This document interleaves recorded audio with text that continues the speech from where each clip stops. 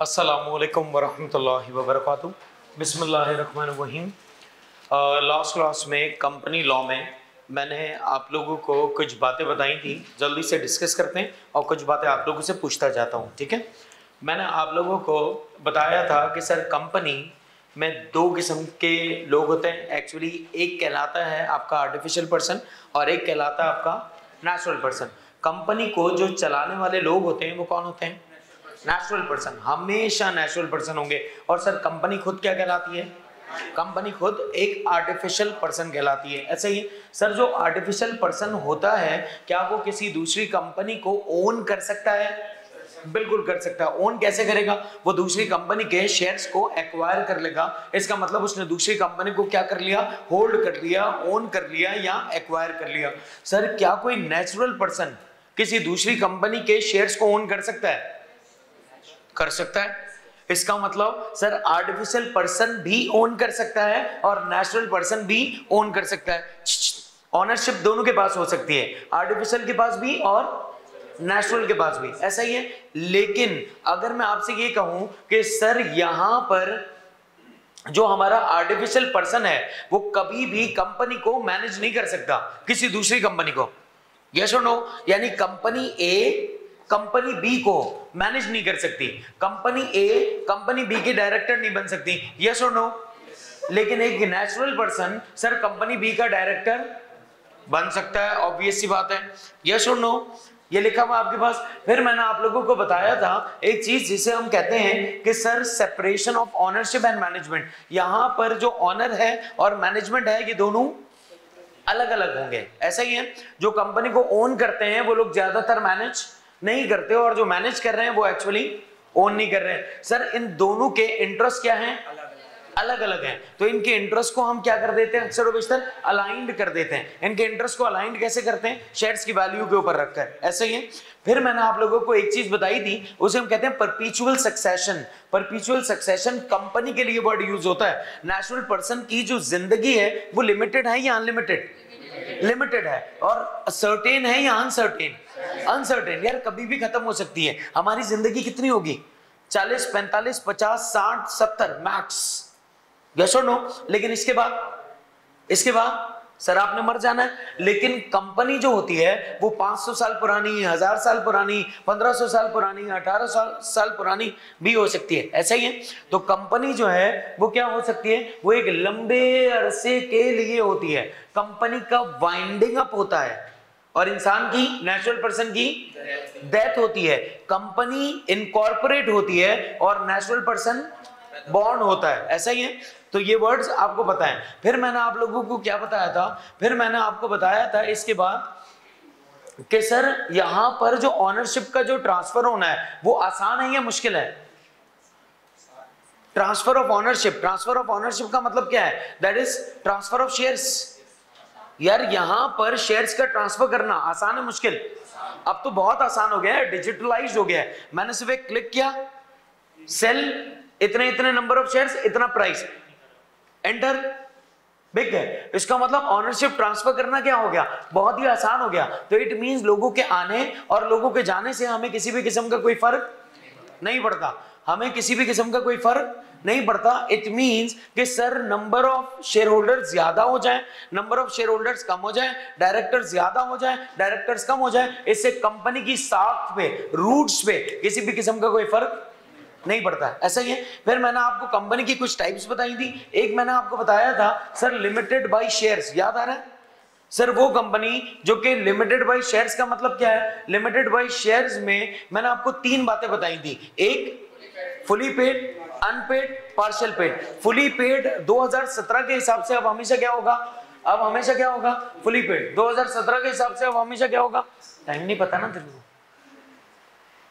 2017 के हिसाब से अब हमेशा क्या होगा? हमेशा फुली पेड होगा। और अनपेड और पार्शियल पेड नहीं होता। अनपेड का मतलब क्या है कि सर अगर किसी बंदे ने पेमेंट अब तक नहीं की तो सर वो क्या करेगा? वो पे कर देगा। यानी कंपनी की लायबिलिटी कितनी भी बाकी हो, उसकी लायबिलिटी कितनी है? जितना अमाउंट उसने अब तक पे नहीं किया बस उतनी। यस और नो? प्लीज मेक श्योर आप टाइम पे आए सारे। सही है। इसके बाद इसके बाद फिर मैंने आप लोगों को क्या बताया, फिर मैंने आप लोगों को बताया था कि सर अगर कुछ भी आपने पे नहीं किया, शेयर्स खरीद लिए, शेयर्स एक्वायर कर लिए, लेकिन आपने अब तक कुछ भी पे नहीं किया, तो आपकी लायबिलिटी कितनी है? जितना अमाउंट आपने पे नहीं किया। अब कंपनी की लायबिलिटी बहुत ज्यादा भी हो लेकिन आपकी लायबिलिटी कम है, यस और नो? याद आ रही है सारी बातें? फिर मैंने आपको बताया था एक होता है जिसे हम कहते हैं लिमिटेड बाय गारंटी, और लिमिटेड बाय गारंटी का क्या मतलब है कि सर जितनी अमाउंट की हमने गारंटी ली है उतने ही अमाउंट के लिए director, share holder, officer liable होगा, उससे ज्यादा के लिए लायबल नहीं होगा। सर क्या अगर कंपनी बंद हो रही होगी तो उसके घर पे चले जाएं जिस डायरेक्टर ने गारंटी ली है कि तुम्हारे घर की चीजें खाली करो? नहीं, नो नो सर। अच्छा, लिमिटेड लायबिलिटी उन शेयर होल्डर्स की है, वो जो मेंबर्स हैं उनकी लायबिलिटी क्या है? लिमिटेड। लिमिटेड का मतलब आप उनकी पर्सनल प्रॉपर्टीज को फोरफीट नहीं कर सकते। याद है मैंने आप लोगों को डिफरेंस बताया था कि अनलिमिटेड लायबिलिटी में और लिमिटेड लायबिलिटी में फर्क होता है। अनलिमिटेड लायबिलिटी कौन सी होती है? अनलिमिटेड लायबिलिटी का मतलब होता है कि अगर आप पे ना कर सके तो आपकी पर्सनल प्रॉपर्टीज को क्या कर लेंगे भाई? फोरफीट कर लेंगे, सीज कर लेंगे। और लिमिटेड लायबिलिटी का मतलब क्या है कि आप उतना ही पे करेंगे जितना आपके पास है, आपको अपने बिजनेस एसेट्स के अलावा अपने पर्सनल एसेट से पेमेंट करने की जरूरत। याद है? फिर मैंने आप लोगों को बताया था सर एक होता है जिसे हम कहते हैं होल्डिंग कंपनी और एक होता है जिसे हम कहते हैं सब्सिडियरी कंपनी। होल्डिंग कंपनी क्या होती है? जल्दी बता मेरे भाई, बता ना, याद आ रहा है तेरे को, बता जल्दी बता। होल्डिंग कंपनी क्या है? जो दूसरी कंपनी के शेयर्स एक्वायर कर। वेरी गुड, एक ऐसी कंपनी जो दूसरी कंपनी के शेयर्स को क्या कर ले? एक्वायर कर ले। कितना परसेंट एक्वायर कर ले? Majority of shares. मेजॉरिटी का मतलब क्या है? मोर देन 50% शेयर्स को क्या कर ले? एक्वायर। ये मुझे बता दो यार, इशूड शेयर्स को एक्वायर करने की बात की थी या ऑथराइज शेयर्स को? इशूड शेयर्स को एक्वायर करने की हमने बात की थी। तो हमारे जितने भी हमने शेयर्स इशू किए हैं सर, उसका मेजॉरिटी ऑफ शेयर्स को मैं क्या कर लूंगा? एक्वायर कर लूंगा। जो शख्स एक्वायर कर रहा है, जो कंपनी एक्वायर कर रही है मेजॉरिटी ऑफ शेयर्स, वो क्या कहलाएगी? Holding company. और जिसके शेयर्स एक्वायर किए जा रहे होंगे वो क्या कहलाएगा? वो आपका कहलाएगा सब्सिडियरी कंपनी। फिर मैंने आप लोगों को बताया था कि सर एक होता है जिसे हम कहते हैं wholly owned company, wholly owned subsidiary. इसका मतलब क्या है?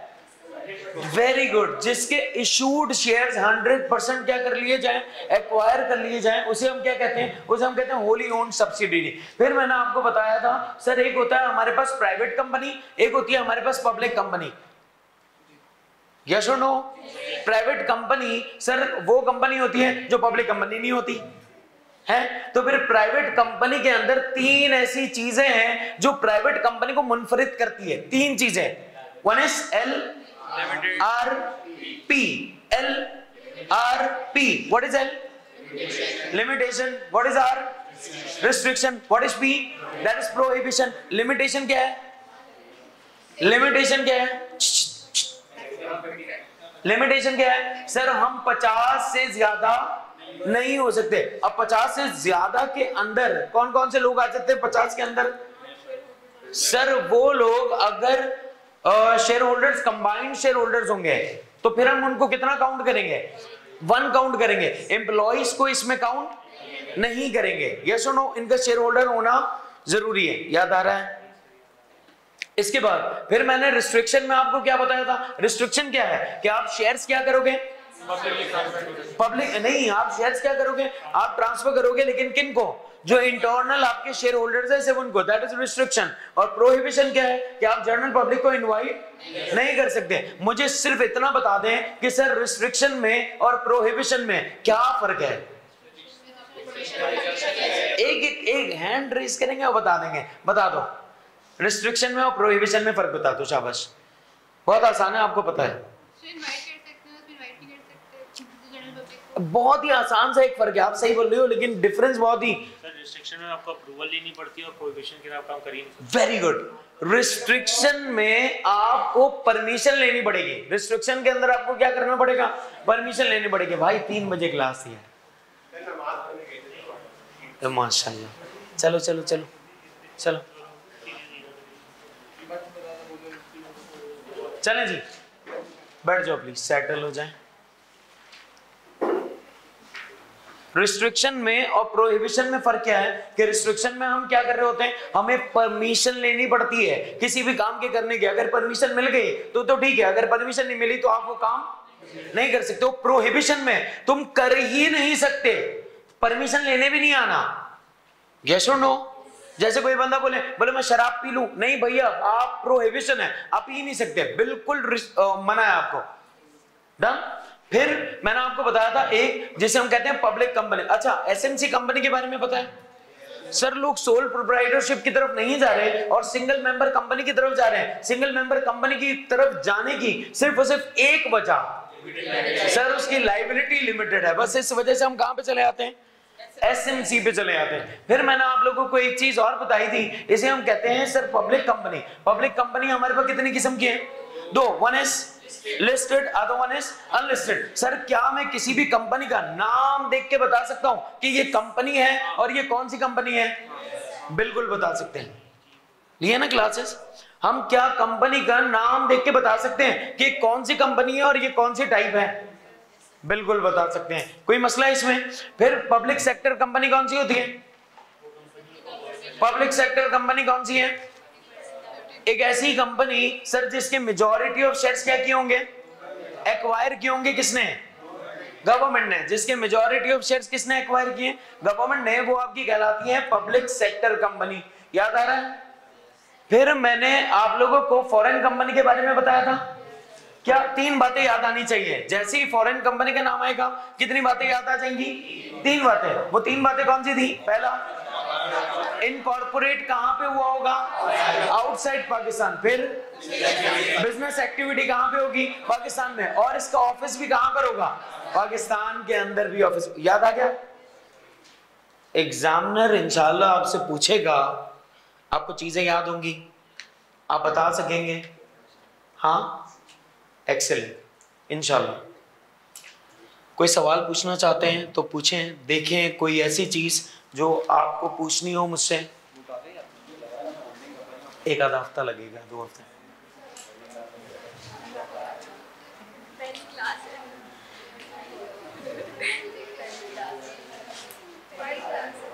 वो रिकॉर्डिंग में नहीं ली? अच्छा, अभी दिया आपने? कितने लोग पीआरसी वाले हैं? हाँ, पीआरसी मतलब दे के आए। और वो क्लासेस नहीं ली अभी, पहले वाली? चलो कोई बात नहीं। जी भाई, यार प्लीज, भाई का सवाल है, कुछ सुनते हैं, सब आंसर कर देंगे। अंडर राइटर ऑफ शेयर्स के बारे में बता दें आप। बताओ। नहीं, ये बता रहे हैं अंडर राइटर ऑफ शेयर्स के बारे में। बहुत ही आसान है यार।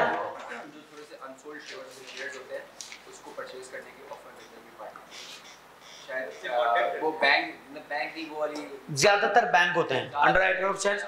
और थोड़ा सा क्लियर कर दो, सही बता दिया इसमें। दूसरी पार्टी, थर्ड पार्टी, अगर जो आपने फॉर्म्स एप्लीकेशन बैंक में सबमिट करा है तो वो अगर अनसब्सक्राइब रह गए तो रिमेनिंग जो है वो थर्ड पार्टी को डिस्काउंटेड। Very good. मैं और आसान कर देता हूं अंडर राइटर ऑफ शेयर्स को।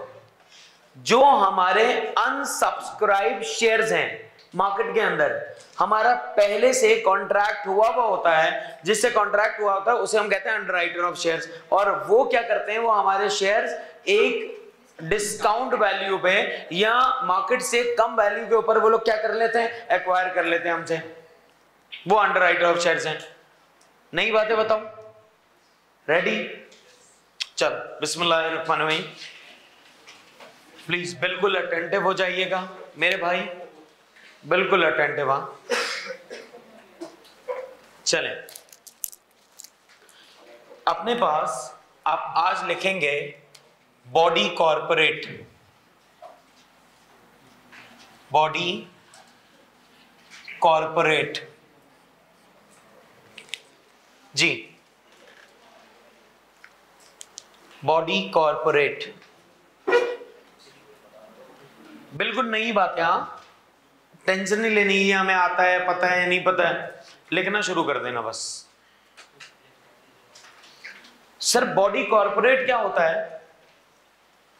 बॉडी कॉर्पोरेट का मतलब होता है कि सर जो सेपरेट लीगल स्टेटस के ऊपर कायम की हुई ऑर्गेनाइजेशन, एक ऐसी ऑर्गेनाइजेशन जो किस बेस पे कायम की गई हो, सेपरेट लीगल स्टेटस या सेपरेट लीगल कॉन्सेप्ट पे कायम होने वाली एक ऐसी ऑर्गेनाइजेशन जो कि किस बेस पे कायम की गई होगी, सेपरेट लीगल एंटिटी कॉन्सेप्ट या सेपरेट लीगल स्टेटस कॉन्सेप्ट।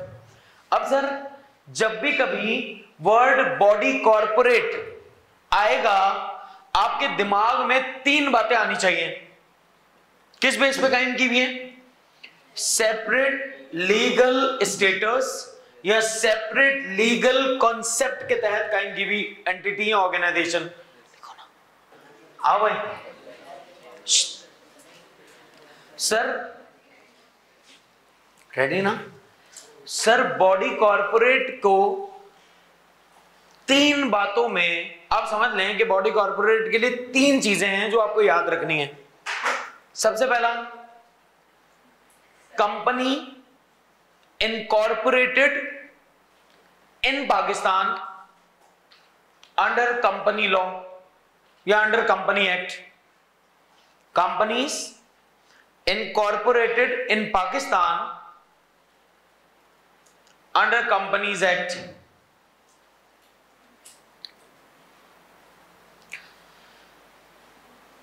दूसरी बात, एंटिटी या organisation incorporated in Pakistan,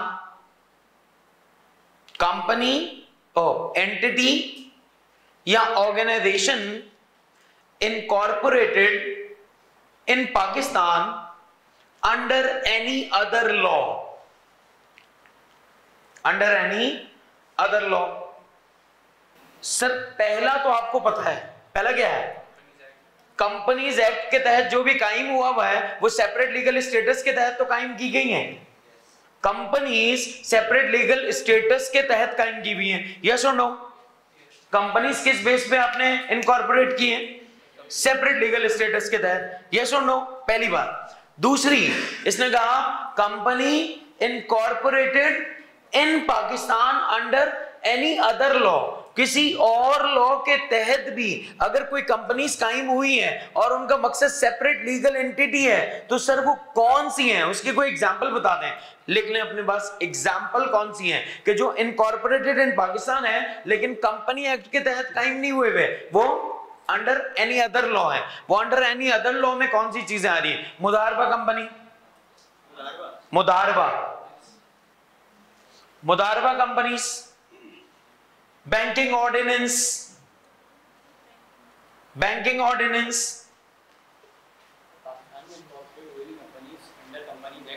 under companies act नहीं है। जो पहला वाला क्या था, पहला वाला companies incorporated in Pakistan under companies act, दूसरा company incorporated in Pakistan under any other law, जिसके मैंने आपको 2 एग्जांपल बता दी। तीसरा, कंपनीज इनकॉर्पोरेटेड आउटसाइड पाकिस्तान, अगर आउटसाइड पाकिस्तान भी कुछ कंपनीज हैं तो सर वो भी किसमें आती हैं, अनु क्या कर रहे हो, कंपनीज इनकॉर्पोरेटेड आउटसाइड पाकिस्तान, ये तीसरी बात है। अब sir companies incorporated outside Pakistan, अगर फेडरल गवर्नमेंट ने कह दिया है कि ये कंपनीज आउटसाइड पाकिस्तान इनकॉर्पोरेट हुई हैं लेकिन ये एक सेपरेट लीगल स्टेटस या एंटिटी के तहत हैं, तो वो भी फिर किसमें शामिल हो जाएंगी, बॉडी कॉर्पोरेट में, यस और नो।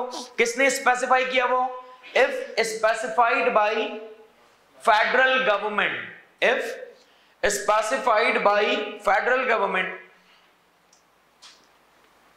और इसकी एक और एग्जांपल कौन सी है, कोऑपरेटिव सोसाइटी, एक और इसकी एग्जांपल कौन सी है, कोऑपरेटिव सोसाइटी, कोऑपरेटिव सोसाइटी। तो अब अगर कोई भी शख्स आपसे पूछ ले, कोई भी शख्स बॉडी कॉर्पोरेट के बारे में बता दें तो आपको क्या पता होना चाहिए, सेपरेट लीगल एंटिटी कॉन्सेप्ट के तहत क्या हुआ होगा, इनकॉर्पोरेट? यस और नो? और कितनी बातें याद होनी चाहिए? Come on, speak it out. कितनी बातें याद होनी चाहिए? 3 बातें। पहला, incorporated in Pakistan under companies act. दूसरा, incorporated under any other law, incorporated outside Pakistan. अगर आपको ये 3 बातें पता है तो ये क्या कहलाता है? ये आपका बॉडी कॉर्पोरेट कहलाता है। यस और नो? आसान हुई बात? डन। मुझे एक बात बता दें, कंपनी के मेंबर्स मिनिमम कितने होने चाहिए? मिनिमम मेंबर्स कितने होंगे किसी भी कंपनी में? Very good question. कौन सी कंपनी? क्योंकि कंपनी एक नस्ल की नहीं है ना भाई। एसएमसी में 1 और मैक्सिमम 1, और प्राइवेट कंपनी में 2, पब्लिक लिस्टेड में 7 और पब्लिक अनलिस्टेड में 3। यस और नो? इनके मैक्सिमम अलग अलग हैं सबके, है ना? पब्लिक अनलिस्टेड के कितने? अनलिमिटेड। पब्लिक लिस्टेड के? प्राइवेट के? एसएमसी के? Very good. ट्रस्टी वाला कॉन्सेप्ट पब्लिक लिस्टेड में आता है ना? किस में आता है? सिंगल मेंबर में। वो ट्रस्टी करता क्या है? ट्रस्टी अपॉइंट पहले किया जाता है, उसके वो देखता क्या है? नेक्स्ट टू किन। जो मरने वाला जो सिंगल मेंबर है उसका नेक्स्ट टू किन चेक करेगा। यस और नो? वो नेक्स्ट टू किन अगर 1 होगा तो डायरेक्टली एसएमसी में ट्रांसफर कर देगा, और अगर 1 से ज्यादा होंगे तो वो क्या बन जाएगा? Private company. बॉडी कॉर्पोरेट पता लग गया? कितनी बातें याद होनी चाहिए? 3 बातें। कौन सी? 1 is incorporated in, come on speak it out. आए ना पढ़ने तो याद करके जाइएगा हाथ के हाथ। ये इतना भारी वरना सब्जेक्ट बन जाएगा कि आपको याद नहीं होगा घर जाके। Incorporated in Pakistan under companies act, incorporated in Pakistan under incorporated outside Pakistan. Example भी बता दिए आपको कुछ। ध्यान हो गया? अगली आप बात अपने पास लिखिएगा, सर रेगुलेशंस या रेगुलेटर्स ऑफ कंपनी। रेगुलेशन या रेगुलेटर्स ऑफ कंपनी। देखिए बेटा, रेगुलेट करने का मतलब क्या है? मॉनिटर करना, देखना। यस और नो? रेगुलेटर मींस देखना, जांचना, मॉनिटरिंग करना। इसे हम क्या कहते हैं? एनालाइज करना। इसे हम क्या कहते हैं? रेगुलेट करना। तो रेगुलेटर्स जो रेगुलेट करते हैं, जो मॉनिटर करते हैं, वो लोग कौन कहलाते हैं? रेगुलेटर। सर कंपनी को रेगुलेट कौन करता होगा? आपको खुद भी पता होगा। कुछ नाम आप खुद भी बता सकते हैं मेरे बताने से के अलावा भाई। एसईसीपी, और कंपनी के अंदर भी तो होंगे कुछ लोग, बोर्ड ऑफ डायरेक्टर्स। तो इसका मतलब सर 2 किस्म के लोग हैं जो कंपनी को रेगुलेट करते हैं या कंपनी को मॉनिटर करते हैं। कितने किस्म के लोग हैं? 2 किस्म के। जो कंपनी को क्या करते हैं? रेगुलेट, या कंपनी को क्या करते हैं? मॉनिटर। सर वो 2 किस्म के लोग कैसे हैं? हम इनको पहले तो 2 हिस्सों में डिवाइड करते हैं। 1 is external, 1 is external, other one is internal। Sir external मतलब वो लोग जो कंपनी के बाहर बैठे हुए हैं लेकिन कंपनी को रेगुलेट किए जा रहे हैं। वो कौन से लोग होंगे? 1 is very good, 1 is registrar, other one is SECP, and the third one is court। SECP क्या है?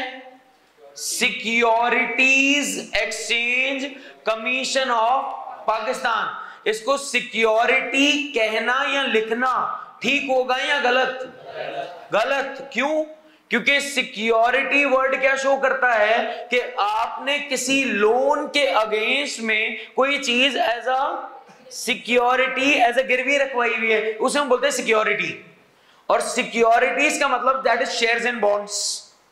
Securities means that is shares and bonds. तो सर रेगुलेट कौन करता है? External, registrar, SECP and court. Internal कौन regulate करता होगा? Very good. कौन कौन? Board of directors, BODs. इसके ऊपर हमारे पास पूरा चैप्टर है। दूसरा मेंबर्स। मेंबर्स मतलब ऑनर्स, ऑनर मतलब शेयर होल्डर्स।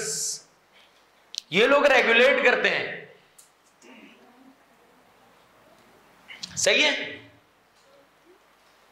ये लोग क्या करते हैं? रेगुलेट। तो रेगुलेट करने वाले हमारे पास कितने लोग हैं? नहीं, आप कहेंगे दो किस्म के। टाइप्स कितनी है? One is external, other one is internal. External के अंदर कौन रेगुलेट कर रहा है? Registrar, SECP, court. और इंटरनल कौन रेगुलेट कर रहा है? बीओडीज। बीओडीज मतलब बोर्ड ऑफ डायरेक्टर्स। बीओडीज मतलब बोर्ड ऑफ डायरेक्टर्स और मेंबर्स। यस और नो? रजिस्ट्रार्स कौन होते हैं, जरा इनके बारे में अभी हम सबसे पहले क्या डिस्कस करेंगे? एक्सटर्नल। एक्सटर्नल को डिस्कस करते हैं। आप अपने पास लिखें रजिस्ट्रार की हेडिंग, ठीक है? सर आज आपको पता लग जाएगा, मैं आपको बार बार कह रहा था ना, रजिस्ट्रार, एसईसीपी, रजिस्ट्रार ऐसे ही साथ लिखता था। क्यों? क्योंकि आपको इनका फर्क अब तक पता नहीं था। आज इंशाल्लाह आपको पता लग जाएगा कि रजिस्ट्रार के क्या काम है और एसईसीपी के क्या काम है। आज अब इन दोनों को अलग अलग कर पाएंगे। आज के बाद से मैं कभी भी रजिस्ट्रार और एसईसीपी साथ नहीं लिखूंगा। पूछे क्यों? क्योंकि अब तक आपको मैंने इनके बारे में कुछ बताया नहीं था, तो मैं साथ साथ लिख रहा था। अब जब मैं बता दूंगा तो मैं फिर स्पेसिफाई करके लिखूंगा। आप बल्कि खुद मुझे बताएंगे कि ये काम एसईसीपी का है, तो सर यहां पे एसईसीपी लिखिएगा। तो आज मैं आपको इनके बारे में बताऊंगा। लेकिन रजिस्ट्रार के काम क्या है? सबसे पहला, sir registrar issuance of certificate करता है।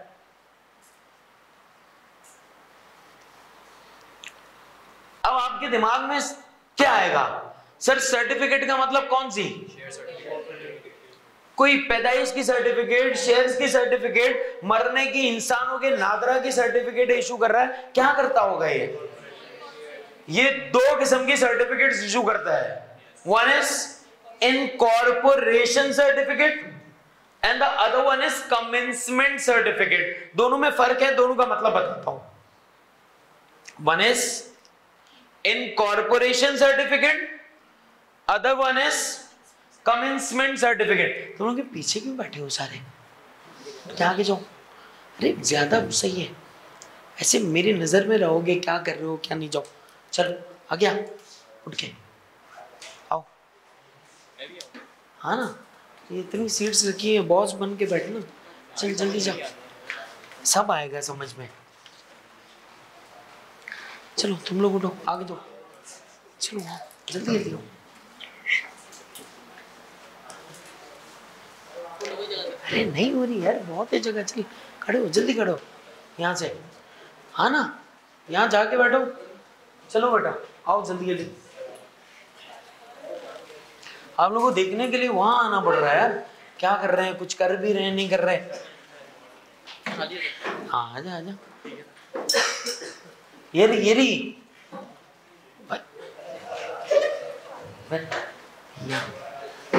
तू एक तो आता कभी कभी है जिंदगी में। आजा बैठ जा भाई। अरे हवा आ रही है यहाँ भी। जाओ ना, जाओ ना, जाओ आगे जाओ। बहुत जगह है, सुकून से बैठो। चलो जाओ। हाँ भाई, तो हमें क्या पता लग रहा है सर कितनी किस्म की सर्टिफिकेट्स इशू करनी है? मैंने दो किस्म की, मैंने नहीं, रजिस्ट्रार ने कितनी किस्म की सर्टिफिकेट्स इशू करनी है? दो। One is incorporation certificate and the other one is commencement certificate. Sir incorporation certificate में और commencement certificate में फर्क है या नहीं है? बिल्कुल है। incorporation का मतलब होता है ऐसा सर्टिफिकेट कि आप पैदा हो गए हो। आप जब पैदा होते हो ना तो आपको क्या मिलता है? Birth certificate. इसी तरह जब कंपनी पैदा होती है तो उसको एक सर्टिफिकेट मिलता है, इनकॉर्पोरेशन सर्टिफिकेट। इंसान पैदा होता है तो क्या मिलता है? Birth certificate. कंपनी पैदा होती है तो क्या मिलता है? Incorporation certificate. लेकिन इनकॉर्पोरेशन सर्टिफिकेट क्या है? That is birth certificate of company, birth certificate of artificial person. एक आर्टिफिशियल पर्सन का बर्थ सर्टिफिकेट है।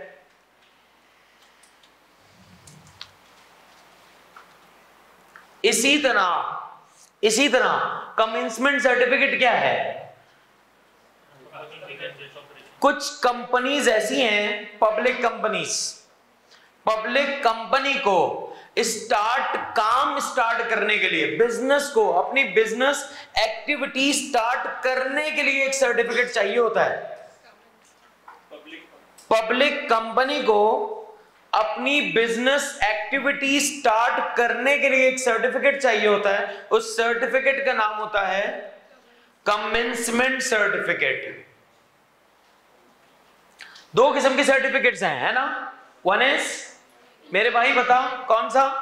एक इनकॉर्पोरेशन सर्टिफिकेट और दूसरा कमेंसमेंट सर्टिफिकेट। इनकॉर्पोरेशन सर्टिफिकेट का मतलब क्या है कि कंपनी आज पैदा हो गई, और कमेंसमेंट सर्टिफिकेट का मतलब क्या है कि कंपनी अब से अपनी बिजनेस एक्टिविटी क्या कर सकती है?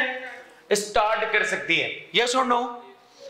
चलें, इसके बाद फिर आप अपने पास लिखेंगे सर क्या कंपनी का अगर नाम रखना है मुझे, भैया इंसान पैदा होता है तो क्या करते हैं आप? नाम रखते हैं। कंपनी का आप नाम रख चुके हैं क्योंकि नाम आपको पहले रखना होगा कंपनी का। अब नाम के बारे में इसका क्या कहना है? रजिस्ट्रार आपका नाम अप्रूव कर सकता है। अप्रूवल आपको किससे लेनी पड़ेगी नाम की?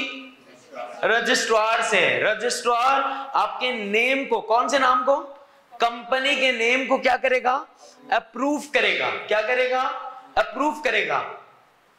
सर क्या आपके नाम को, लिख रहे हो ना, क्या आपके नाम को रिजर्व करता होगा? यार मैंने कहा एक काम करो, अभी मुझे ये नाम फाइनलाइज नहीं करना, पहले मैंने ये नाम क्या करना है? रिजर्व करना है। तो क्या वो रिजर्व करने की पावर्स रखता है? जी हां, इसके पास नाम को रिजर्व करने की भी पावर है। सर कितने टाइम तक, कितने नंबर ऑफ डेज तक ये रिजर्व कर सकता है? For the period of 60 days. पहला, क्या आपके नाम को अप्रूव करेगा या नहीं करेगा? करेगा। दूसरा, क्या आपके नाम को रिजर्व भी कर सकता है? कितने दिनों तक? क्या आपके नाम को रेक्टिफाई भी कर सकता है? चेंज भी करवा सकता है? बिल्कुल करवा सकता है। ये भी इसके पास पावर्स हैं। यस और नो?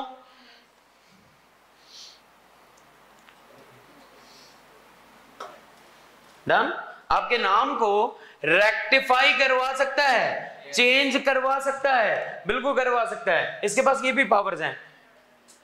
तो अगर आपको दो चीजें याद हैं, दो चीजें, तो आप क्या कर सकते हैं? रजिस्ट्रार के बारे में बता सकते हैं 3 पॉइंट तक। कैसे 2 पॉइंट? अगर मैं रजिस्ट्रार के पास जाकर, आपने जैसे रजिस्ट्रार के आगे लिखा होगा ना नीचे कि वो पहला क्या कर सकता है? सर्टिफिकेट। दूसरा नेम। तो अगर आप एक को याद रखने के लिए लिख लेना खाली सर्टिफिकेट, और दूसरे में आप लिख लें नेम्स, तो आपको ये 2 पॉइंट 4 पॉइंट बना देगा। यस और नो?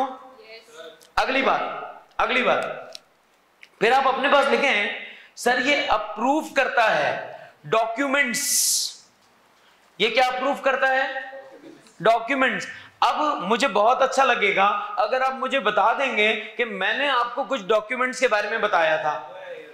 Very good. MOA यानी memorandum of association and article of association. लेकिन अपने पास ये क्या करता है? अप्रूव करता है मेमोरेंडम ऑफ एसोसिएशन को एंड आर्टिकल ऑफ एसोसिएशन को। हाँ होते हैं ना प्रोस्पेक्टस, तो नहीं लिखना नहीं। हाँ लिखना नहीं, मैं वरना खुद बोलूंगा ना, लिखना नहीं, वो कहीं और लिखवाऊंगा। इसका मतलब SECB भी तो कुछ करता होगा ना। हाँ तो फिर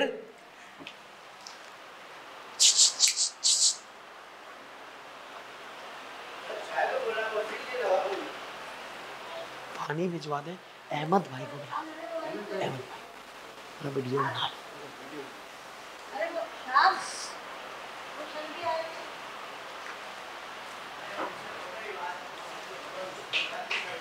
भाई तो हमें क्या पता लगा?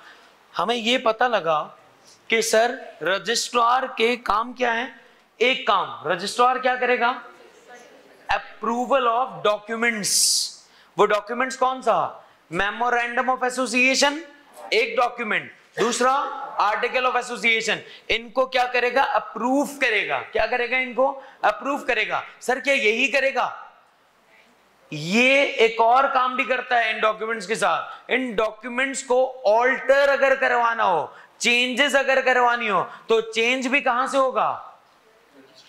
रजिस्ट्रार के पास से। तो रजिस्ट्रार क्या करेगा? MOA और AOA को अप्रूव भी करता है और ऑल्टर भी करता है। आपको तीसरा पॉइंट क्या पता लगा? अगर आपको ये तीसरी बात पता है, सर्टिफिकेट, नेम, और तीसरा क्या लिखूं? डॉक्यूमेंट्स, तो आप और एक आधे दो पॉइंट्स निकाल सकते हो। यस और नो? इसके बाद सर ये क्या कर सकता है? आपकी AGM को होल्ड करवा सकता है। AGM को क्या करवा सकता है? होल्ड करवा सकता है। होल्ड मतलब रुकवा भी सकता है। आपको एक्सटेंडेड टाइम पीरियड दिलवा सकता है। लिख लें अपने पास, एक्सटेंडेड टाइम पीरियड आपको दिलवा देगा। किस चीज के लिए? AGM के लिए। यह भी रजिस्ट्रार कर सकता है। Annual general meeting, extend time to hold AGM। Sir लेकिन कौन सी कंपनी की AGM के टाइम को ये एक्सटेंड कर सकता है? Other than listed. Other than listed यानी लिस्टेड के अलावा जितनी भी हैं उन सबके टाइम पीरियड को ये क्या कर सकता है? एक्सटेंड कर सकता है। तो सर क्या लिस्टेड कंपनी के टाइम पीरियड को यानी AGM को एक्सटेंड नहीं करवा सकता? क्या इसका मतलब ये? आपके दिमाग में एक और सवाल आ रहा होगा, क्या सर लिस्टेड कंपनी के AGM को कोई भी एक्सटेंड नहीं कर सकता होगा? इसका मतलब SECP कर सकता होगा। अभी नहीं लिखेंगे, SECP में जाएंगे वहां लिख लेना। तो जो काम ये नहीं कर रहा है इसका मतलब वो सारे काम SECP कर रहा है। यस और नो? अब आप डिफरेंस खुद बना सकेंगे कि ये काम इसका है, ये काम इसका नहीं है। तो लिखें अपने पास, सर ये क्या करेगा? ये एक्सटेंड टाइम करेगा to hold AGM other than listed company. शुक्रिया। Other than listed company.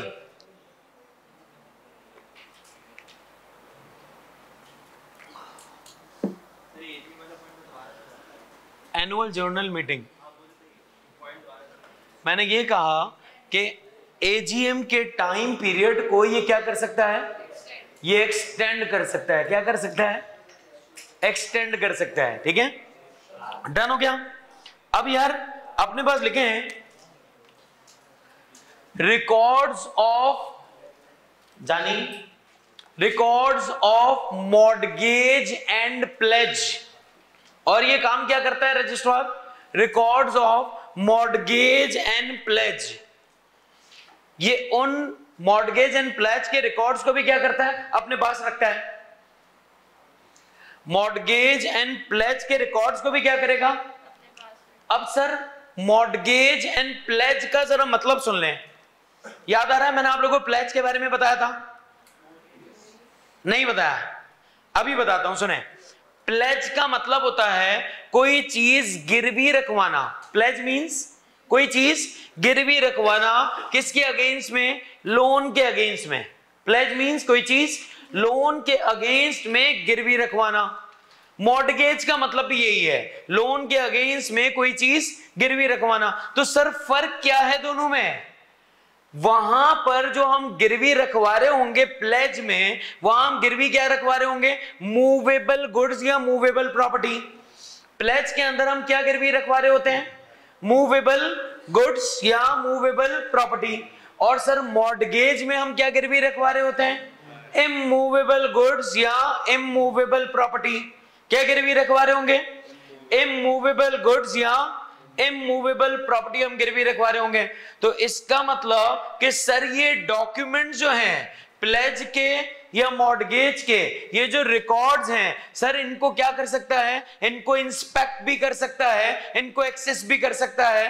कौन कर सकता है, आपका रजिस्ट्रार। कौन कर सकता है, रजिस्ट्रार। तो हमें रजिस्ट्रार के बारे में क्या क्या पता लग गया, पहला सर्टिफिकेट्स, कितने किस्म की सर्टिफिकेट को अप्रूव कर सकता है, 2 किस्म की, यानी आपको सर्टिफिकेट इशू कर सकता है। One is certificate of incorporation and the other one is commencement certificate. और सर नेम के बारे में हमें कितनी बातें पता लग गई, कम ऑन स्पीक इट आउट, बोलेंगे नहीं कोई फायदा नहीं है। पहला सर अप्रूवल कर सकता है और नेम को रिजर्व कर सकता है और नेम को चेंज कर सकता है। पहला सर्टिफिकेट, दूसरा नेम, तीसरा डॉक्यूमेंट्स। सर कितने डॉक्यूमेंट्स को अप्रूव कर सकता है, 2। कौन से 2 डॉक्यूमेंट्स हैं जिनको अप्रूव कर सकता है, एमओए मेमोरेंडम ऑफ एसोसिएशन और आर्टिकल ऑफ एसोसिएशन। ऐसा ही है सर। किसी बच्चे ने कहा सर प्रोस्पेक्टस भी तो मैंने कहा जो मैं नहीं बोल रहा रजिस्ट्रार के साथ, वो आपको भी अभी बोलने की जरूरत नहीं है। तो वो हम कोई काम वो भी तो करता होगा, कौन, SCCP, कुछ काम securities exchange commission of Pakistan का काम है। फिर मैंने आपसे कहा कि सर क्या आपके मीटिंग के टाइम पीरियड को एक्सटेंड कर सकता है या नहीं कर सकता, कर सकता है, लेकिन अदर देन लिस्टेड कंपनीज। तो सर लिस्टेड कंपनी के भी टाइम पीरियड को एक्सटेंड किया जा सकता होगा ना, वो कौन करता होगा, वो SCCP। अभी हम लिखेंगे नहीं, सिर्फ याद करवा रहा हूं। फिर मैंने आपसे कहा था क्या वो इंस्पेक्ट कर सकता है, किस चीज को, मॉर्गेज एंड प्लेज के डॉक्यूमेंट्स को या रिकॉर्ड्स को। सर मॉर्गेज क्या होता है, मॉर्गेज मींस गिरवी रखवाना, प्लेज मींस गिरवी रखवाना लोन के अगेंस्ट में। लेकिन सर गिरवी क्या रखवाना है, मूवेबल या इमूवेबल,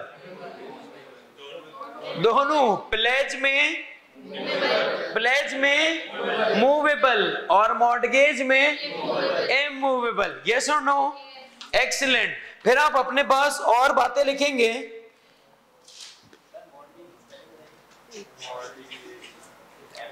चॉइस पे छोड़ दें। MORT GAGE मॉर्गेज, सही है। अब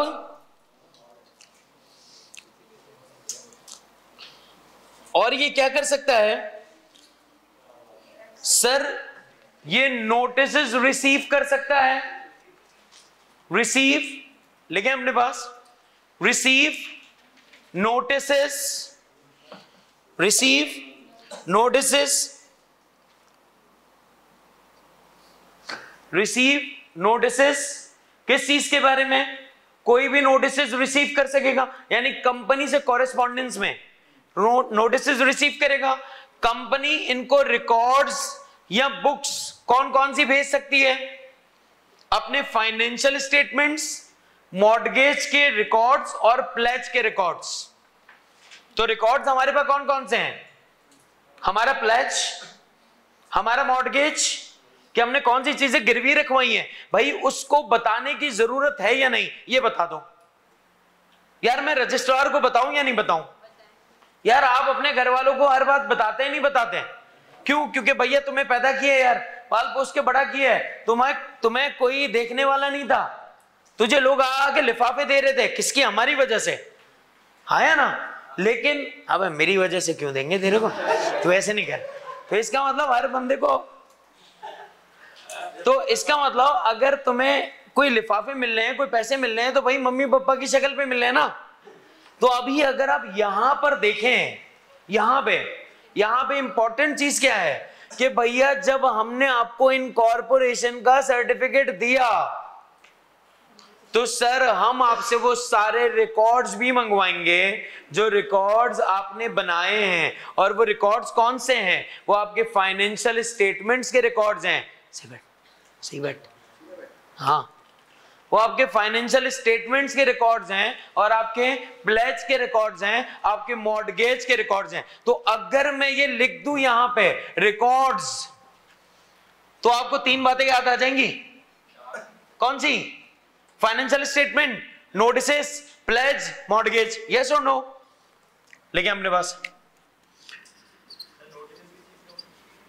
कोई भी कॉरेस्पॉन्डेंस के कोई भी नोटिसेस हैं तो वो सारे नोटिसेस। यस और नो? बेटा अभी आएंगे बहुत सारे नोटिसेस, सारी चीजें, फिर जल्दबाजी कर रहा है, अभी आएंगे ना चीजें भाई, प्लीज। अब सर क्या रजिस्ट्रार ऑफिसर्स को कॉल कर सकता है किसी भी इंफॉर्मेशन के लिए? बिल्कुल कर सकता है। लेकिन अपने पास call to officers for information, जी ऑफिसर्स मींस आपके बीओडीज या कोई भी और ऑफिशियल बंदा, उसको ये लोग क्या कर सकते हैं? बुला सकते हैं। किस चीज के लिए? इंफॉर्मेशन कलेक्ट करने के लिए।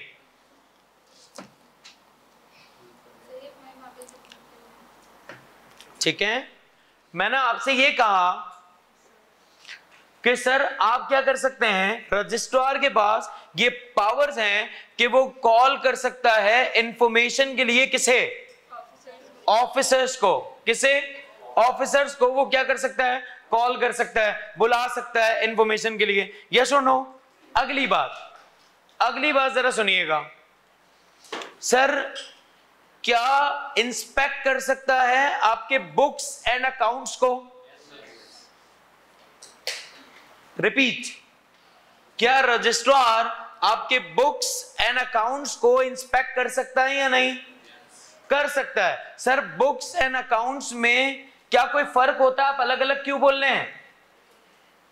अलग अलग क्यों कह रहे हैं? बिल्कुल फर्क होता है, इसलिए अलग अलग कह रहा हूं। यहां बता देता हूं, एक बार सुन लें। बुक्स मींस आपका डिटेल्ड अकाउंटिंग। बुक्स का मतलब क्या होता है? Detailed accounting. Sir detailed accounting का मतलब क्या है? डिटेल्ड अकाउंटिंग किसमें हो रही होती है? आपके जीजेज में। जर्नल में हर नस्ल की, हर किस्म की एंट्री पास होगी, हर चीज की। पैसे उधार दिया, एंट्री। पैसे आ गए, एंट्री। नहीं है, बैड डेट्स हो गए, एंट्री। यानी एक ट्रांजैक्शन की भी इतनी एंट्रीज बन रही होती हैं। ट्रांजैक्शन एक हुई, एंट्रीज बन रही हैं। यस और नो? तो जीजेज एक्चुअली क्या है? Detailed version of accounting. GJs मतलब जर्नल। जीजे मतलब जर्नल, लेजर, ट्रायल बैलेंस, ये सब क्या है? बुक्स। ये सब क्या है? Books. And what is accounts? Accounts क्या है भाई? Summarise version of accounting. Summary accounting की क्या है? समरी है। मेरे बच्चे अकाउंटिंग की क्या है? समरी। अब अकाउंटिंग की समरी किसमें होती है? आपके प्रॉफिट एंड लॉस में, जिसको आप इनकम स्टेटमेंट कहते हैं, यस और नो? अब और आपका बैलेंस शीट और आपका कैश फ्लो स्टेटमेंट, ये आपको पता होने चाहिए। ये ऐसे ही नहीं बता रहा, इसके पीछे रीजन है, इसके पीछे रीजन है जो मैं आपको बता रहा हूं। कैश फ्लो स्टेटमेंट्स, आपके नोट्स टू अकाउंट्स, आपके नोट्स टू अकाउंट्स और कंपैरेटिव इंफॉर्मेशन, कंपैरेटिव इंफॉर्मेशन वो भी आएगा।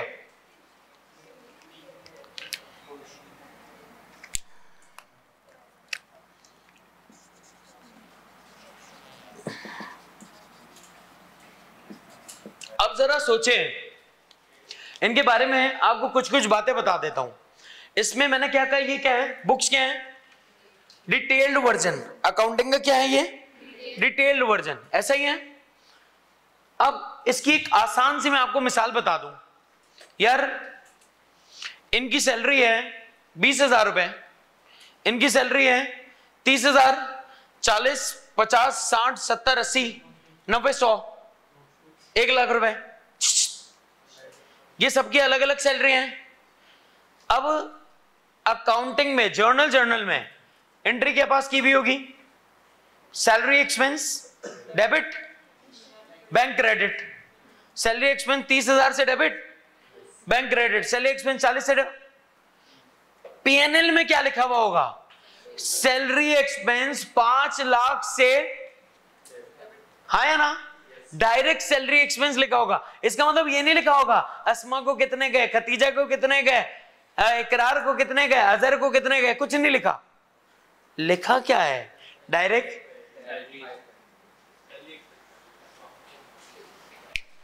बाहर है। इकट्ठे तो लेट आएंगे नहीं, मैं समझा इकट्ठे तुम लोगों ने प्लान किया है। चल बैठो बैठो।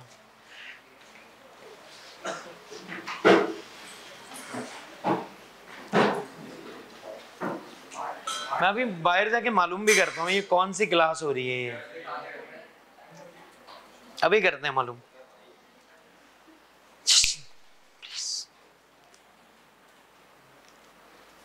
फिर से अब यार ये समराइज वर्जन क्यों है, क्योंकि यहां पे अलग अलग 10 एंट्रीज पास नहीं की, यहां पे हमने खाली एक ही चीज बता दी। इसी तरह बैलेंस शीट के अंदर सर एसिड आया गया, एसिड आया गया, ये वाला एसिड, यहां पे क्या होगा, कितने का एसिड है बस। यस और no, summarise version. Cash flow statement, कितनी कैश की एंट्रीज हुई। नोट्स टू अकाउंट्स, अकाउंटिंग के अंदर बहुत सारे नोट्स लिखे हुए होते हैं कि यार ये इंफॉर्मेशन तुम्हें इतनी से लिखी हुई है ना, समझ नहीं आएगी, जाओ जाके नोट पढ़ लो इसके बारे में। अक्सर वैसे किताबों में भी होते हैं ना, नोट्स लिखे हुए होते हैं। नोट्स का क्या काम होता है, जाओ वहां जाके पढ़ लो कि यहां हमने क्या लिखा है। कंपैरेटिव इंफॉर्मेशन क्या होती है, इस साल की इंफॉर्मेशन पिछले साल की इंफॉर्मेशन से हम क्या कर रहे होंगे, कंपेयर। रेशो एनालिसिस किया है, अगर किसी ने आप में से रेशो एनालिसिस किया होगा तो उसको पता होगा कि हम इंफॉर्मेशन को क्या कर रहे होते हैं, कंपैरिजंस कर रहे होते हैं। तो सर बुक्स में और अकाउंट्स में फर्क होता है, हाँ या ना। अब सर सवाल ये नहीं है, सवाल ये है क्या सर बुक्स एंड अकाउंट्स को रजिस्ट्रार इंस्पेक्ट कर सकता है या नहीं कर सकता। कर सकता है after getting permission from SECP. भाई बुक्स की इंस्पेक्शन बहुत बड़ी चीज है। अरे भाई मुझे पानी ला दे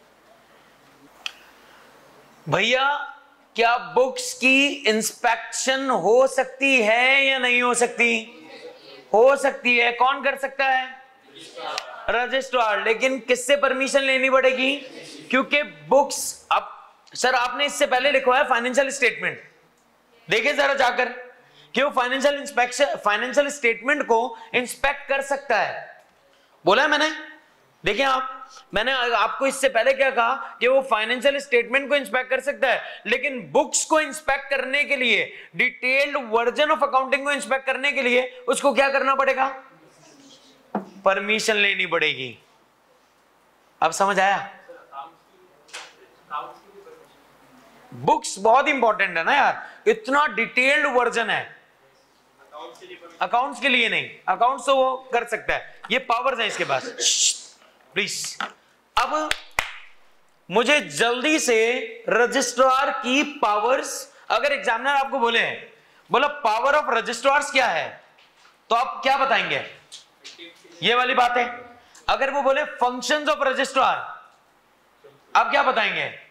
यही वाली बातें, हाँ या ना?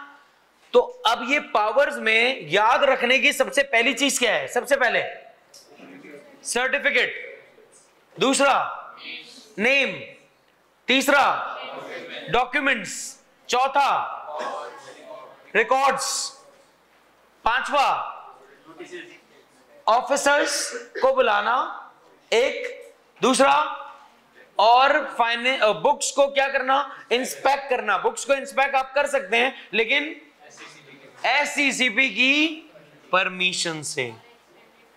और एक्सटेंडेड टाइम वाली बात, AGM वाली बात, क्योंकि AGM वाली बात अगर आपको यहां पर याद होगी तो आपको SECP में जाके भी एक बात याद रहेगी। यस और नो? हो गया क्या है? जो लिखा हुआ था वही बताया।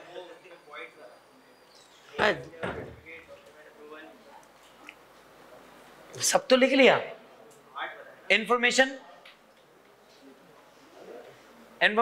इंस्पेक्शन और AGM,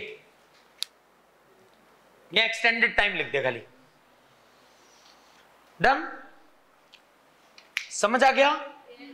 अब लिखें अपने पास अल्लाह का नाम लेकर, आपको रजिस्ट्रार के फंक्शंस या पावर्स याद हो गई हैं, हाँ है ना? अब आप क्या लिखेंगे? अब आप अपने पास लिखेंगे SECP। सर इसको पूरा नाम लिखें 2-4 बार ताकि आपके दिमाग में बैठ जाए। गलती से भी हम इसको security exchange commission of Pakistan नहीं लिखेंगे। हम क्या लिखेंगे? सिक्योरिटीज। गलत लिखा ना, तो अभी काटो, पहले इसको काटें, पहले एक बार गलत लिखें फिर इसको कट करें ताकि आपको पता लगे सर ने मना किया था। एग्जाम में आपको याद रहेगा, बोला हाँ यार मैंने रजिस्टर गंदा किया था इस बात में। Securities exchange commission of Pakistan. अब sir securities exchange commission of Pakistan क्या है? देखें भाई, सर इसके SECP के, प्लीज बता रहा हूं, हाँ सुनिएगा, ये सबके लिए अब नई बात है। अब भी तुझे अम्मी मैसेज कर रही है ना, सुबह तुझे मैसेज करती थी नाश्ते का, और अब क्या मैसेज है यार? अब ये नहीं बोलना अब आफ्टरनून मैसेज है यार। चलो भाई, सुहेब भाई सुने, हाँ इंपॉर्टेंट बात है, सबके लिए नई बात है, जो लोग लेट ज्वाइन किए उनके लिए भी। सर SECP के ऑफिसेस कितने हैं? सबसे पहले लिखें ऑफिसेस ऑफ SECP और याद कर लें हाथ के हाथ मेरे साथ। सबसे पहला जी SECP ऑफिसेस ऑफ, कितने ऑफिसेस हैं SECP के? कहां कहां पर हैं ऑफिसेस? सबसे पहला इस्लामाबाद में, पता होना चाहिए ना भाई, पूछ एग्जामिनर तुम, मैं बताऊंगा कैसे कैसे पूछता है, वो ऐसा घुमाएगा आपको। सबसे पहला इस्लामाबाद। इस्लामाबाद क्या है? Capital territory. इस्लामाबाद क्या है? आपका कैपिटल टेरिटरी है। कैपिटल, आपका जो कैपिटल है पाकिस्तान का, उसके अंदर एक ऑफिस होना जरूरी है, तो कहां पर है? पहला कहां पर? इस्लामाबाद में। इसके आगे लिख लें जाकर हेड ऑफिस, ये हेड ऑफिस है। इसके बाद मुझे 4 प्रोविंसेस के नाम बता दें। सिंध, पंजाब, बलूचिस्तान, केपी के। अब मुझे आप बताएं सिंध के अंदर सबसे बड़ा शहर कराची, इसका मतलब ऑफिस कहां होगा? कराची में। लिखें कराची, आगे लिखें सिंध, सिंध लिखें ना, जानू याद करता जा। सिंध में कराची में ऑफिस है, सिंध का ऑफिस कराची में है। फिर पंजाब का सबसे बड़ा शहर लाहौर, तो दूसरा ऑफिस कहां पर है? लाहौर में। आगे लिख लें पंजाब।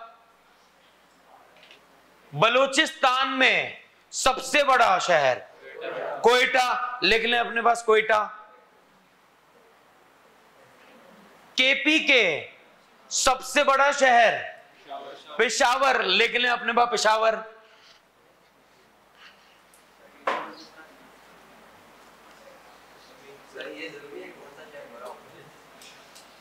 मैं अभी बता रहा हूं, याद करवा रहा हूं, सिर्फ याद करवा रहा हूं। अब इसके अलावा भी 3 जगहों पे ऑफिसेज हैं। इसके अलावा भी मेरे बच्चे गप्पे लगा रहे हो ना, इसके अलावा भी 3 जगहों पे ऑफिसेज हैं। पहला सक्खर, सक्खर 5, छठा है ना ये, 6, सक्खर, मुल्तान, फैसलाबाद। छठा मुल्तान, 7वां मुल्तान और 8वां फैसलाबाद। बैग भूल गया था। कहाँ है? गाड़ी के बारे में तो गाड़ी कहाँ है? भूल गया, फिर वापस जाऊंगा ऑर्डर दूंगा, इसलिए तो मैं छोड़ दिया। आधा से आगे सबके बाद है कहाँ गाड़ी? कहाँ है? लेके आ फटाफट, जल्दी जा। ये पर्चा दे दे, पर्चा दे दे, पर्चा दे दे, वो दे दो ना। ये रही है। एक पर्चा भी दो और एक पेन भी दो भाई को, बस। बेटे बेटे सब मेरी बात तो सुन जी बेटा।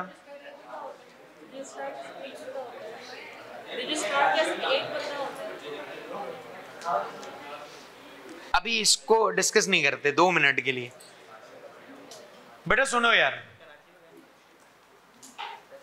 अरे यार अब 8 ऑफिसेस आपको याद करवा रहा हूं। पहले सिंध के अंदर 2, 1 इज कराची, सक्खर। कुछ आपको याद नहीं भी रहा ना तो आपको 5 ऑफिसेस तो याद हैं। कुछ अगर आपको याद नहीं रहा तो आपको 5 ऑफिसेस याद हैं। और अगर आपको कुछ भी याद नहीं रहा तो पीएसएल की टीम्स के नाम याद रख लेना।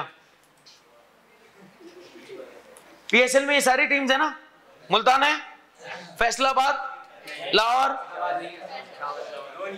फैसलाबाद नहीं है तो भाई इसके अलावा बाकी तो याद रहेंगे ना यार, याद रह देंगी, कोई मसला ही नहीं इसमें। तो हमें ये समझ पड़ गई मेरे बच्चे, हमें ये समझ पड़ गई कि पंजाब के अंदर, लेकिन इस्लामाबाद को आप किसी प्रोविंस में शामिल नहीं करते। इस्लामाबाद किसी भी प्रोविंस का पार्ट नहीं है, हालांकि आता पंजाब में ही है, लेकिन इस्लामाबाद किसी प्रोविंस का पार्ट नहीं है। तो पंजाब के अंदर कितने आते हैं? 3। लिखें अपने पास। सबसे पहले सिंध, सिंध में कितने हैं? 2। कौन से? कराची एंड सक्खर,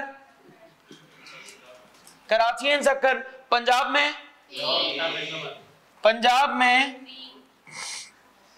लाहौर, मुल्तान, फैसलाबाद। और केपीके में 1, बलूचिस्तान में 1, और कैपिटल टेरिटरी में इस्लामाबाद। याद हो गए? ये 8 ऑफिसेस हैं। अब अगर आपने ये 8 ऑफिसेस के बारे में लिख लिया, अब आप लिखें पावर्स या फंक्शंस ऑफ एससीसीबी। पावर्स या फंक्शंस ऑफ एससीसीबी। सबसे पहले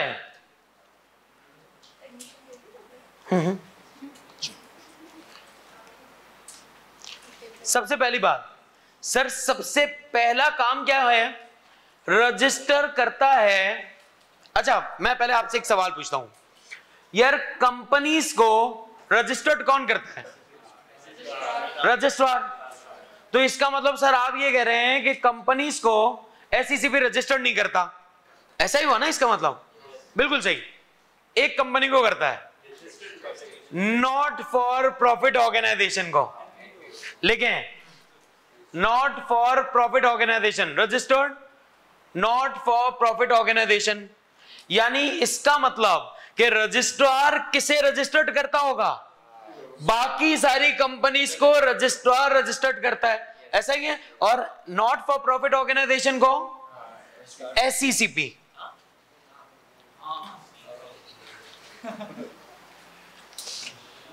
नॉट फॉर प्रॉफिट ऑर्गेनाइजेशन को कौन रजिस्टर्ड करता है? SECP. Not for profit organisation के आगे जाकर आप एक चीज लिख लें, वैसे आपको सेक्शंस याद करने की कोई जरूरत नहीं है, ये मैं आपसे कह रहा हूं। आपको कोई भी सेक्शन याद करने की लॉ में कोई जरूरत नहीं है। सर आप लॉयर नहीं बन रहे, आपको लीगल नॉलेज चाहिए, वो आपके पास होनी चाहिए। लेकिन यहां मैं आपको फिर भी सेक्शन बता रहा हूं। सर क्यों? क्योंकि ये आपको याद है इस वजह से? नहीं, इस वजह से नहीं। एग्जामिनर कभी कभी इस सेक्शन के नंबर से पूछ लेता है। लिख लें अपने पास सेक्शन 42, एनएफपीओ सेक्शन 42 होता है। एनपीओ, एनएफपीओ या नॉट फॉर प्रॉफिट बोल दें या एनपीओ बोल दें, 42। हाँ, सब ये। इसके अलावा जो कंपनीज हैं, रजिस्ट्रार। डिफरेंस समझ पा रहे हैं आप? सर मैंने आपसे कहा था कंपनीज के नेम अप्रूव कौन करता है मेरे भाई? कंपनी के नेम्स को रिजर्व कौन करता है? कंपनी के नेम्स को रेक्टिफाई कौन करता है? सर इसका मतलब कंपनी के नाम से इसका कोई ताल्लुक? एक जगह जब आपको कुछ स्पेशल नेम्स रखने होंगे तो फिर आपको क्या करना पड़ेगा? एसईसीपी से परमिशन लेनी पड़ेगी, अप्रूवल लेनी पड़ेगी। अब आप बताएं सर वो स्पेशल नेम्स कौन से हो सकते हैं? आर्मी, मुझे अपनी कंपनी का नाम रखना आर्मी। अरे फर्ज कर लो तो ये स्पेशल नेम है ना, इसका मतलब मुझे अपनी कंपनी का नाम रखना है फेडरल। किसी ऑर्गेनाइजेशन की नुमाइंदगी कर रही है तो इसका मतलब ऐसी कंपनी के नाम रखने के लिए मुझे क्या करना पड़ेगा? इजाजत लेनी पड़ेगी। किससे? एसईसीपी से। सर मुझे नाम रखना है फौजी, इट मींस मुझे इसके लिए क्या करना पड़ेगा? एसईसीपी से परमिशन लेनी पड़ेगी। यानी स्पेशल नेम्स रखने के लिए आपको क्या करना पड़ता है? आपको परमिशन लेनी पड़ती है। हाँ बिल्कुल, जैसे डीएचए। आपको अगर अपनी कंपनी का ये नाम रखना है तो आपको क्या करना पड़ेगा? अप्रूवल लेना पड़ेगी। किससे? एसईसीपी से। Very good. अब आप देखें तो नेम वाली बात आपको वहां भी याद रखनी थी, नेम वाली बात आपको यहां भी रखनी है, लेकिन यहां पे फर्क सिर्फ कितना है कि ये सिर्फ स्पेशल नेम्स के लिए अप्रूवल देता है और वो सारे नाम्स के लिए अप्रूवल दे सकता है। सर तीसरी मैंने बात आपको डॉक्यूमेंट्स लिखवाई थी। मेरे बच्चे डॉक्यूमेंट्स लिखवाई थी। डॉक्यूमेंट्स कितने होते हैं? दो। कौन से? मेमोरेंडम ऑफ एसोसिएशन और एक और डॉक्यूमेंट होता है जिसके बारे में मैंने आप लोगों को बताया था, उसे हम कहते हैं प्रोस्पेक्टस। क्या कहते हैं? प्रोस्पेक्टस। इसका मतलब प्रोस्पेक्टस की अप्रूवल किससे मिलती है? एसईसीपी से। लेकिन अपने पास issuance and approval of prospectus किससे लेनी पड़ेगी? एसईसीपी से।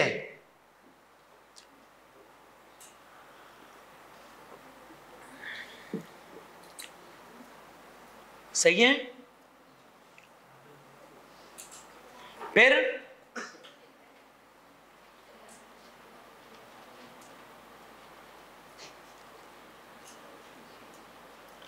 इससे ना दोस्ती और स्ट्रांग नहीं होगी कोई, इससे ना पेपर पास करना जरूरी है। पेपर पास हो गए, दोनों आगे आगे एक साथ जाते जाएंगे ना, दोस्ती स्ट्रांग होगी। ठीक है, चलो भाई अब यहां सुनो, सही है, लिखें प्लीज,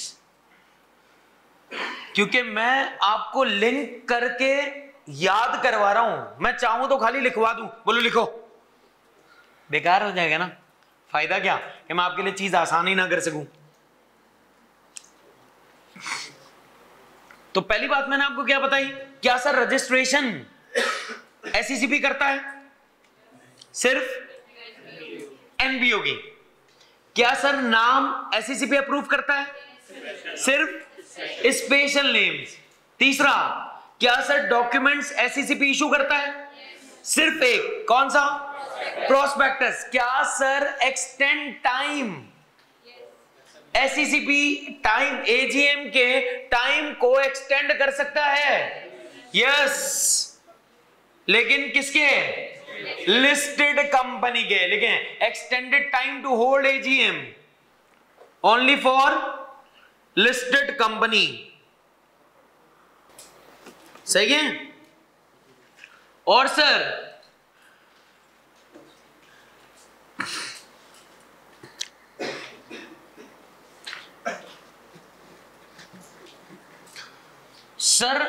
मैंने आप लोगों को मेमोरेंडम ऑफ एसोसिएशन का एक ग्लिम्सेस बताए थे, बस याद आ रहे हैं? मेमोरेंडम ऑफ एसोसिएशन के बारे में मैंने कुछ ग्लिम्सेस बताए थे कि मेमोरेंडम ऑफ एसोसिएशन क्यों होता है? गाइडलाइन होती है, एक्सटर्नल होता है, लेकिन ये होती क्या है? गाइडलाइन होती है। किसको गाइडलाइन दी जा रही होती है? जनरल पब्लिक को। हम गाइडलाइन किसे दे रहे होंगे? जनरल पब्लिक को हम एक गाइडलाइन दे रहे होते हैं। सर ये गाइडलाइन किस तरीके की होती होगी? आपकी कंपनी का नाम क्या है? आपकी कंपनी का रजिस्टर्ड ऑफिस कहां पर है? ये वाली गाइडलाइन ना। आपकी कंपनी कौन सा प्रिंसिपल लाइन ऑफ बिजनेस करती है? याद आ रहा है? अब अगर मैं आपसे ये कहूं कि सर यहां पर हमारा रजिस्टर्ड ऑफिस कहां पर है, ये हम अपने कहां पे बता रहे होते हैं? मेमोरेंडम ऑफ एसोसिएशन में। हमारा रजिस्टर्ड ऑफिस कहां पर है ये हम किस में बता रहे होते हैं? बोलो यार, रजिस्टर्ड ऑफिस कहां है ये किस में बताया हुआ होगा? मेमोरेंडम ऑफ एसोसिएशन में। जब मुझे रजिस्टर्ड ऑफिस का क्लॉज के बारे में मैंने आपको बताया था, clause means paragraph, clause means rules. जब मुझे रजिस्टर्ड ऑफिस क्लॉज चेंज करना होगा, क्या बोला मैंने? जब मुझे रजिस्टर्ड ऑफिस क्लॉज चेंज करना होगा, स्पेसिफिकली नेम क्लॉज चेंज करना होगा, registrar. Principal line of business clause change करना होगा, रजिस्ट्रार। जब मुझे रजिस्टर्ड ऑफिस क्लॉज चेंज करना होगा तो मुझे किसकी परमिशन चाहिए होगी? एससीसीपी की। लिख लो अपने पास, क्या चेंज करना होगा? Registered office clause. अगर मुझे चेंज करना होगा, alteration in registered office clause, वो किसकी परमिशन से हो सकता है? एससीसीपी की। Change of registered office clause, CLAUSE।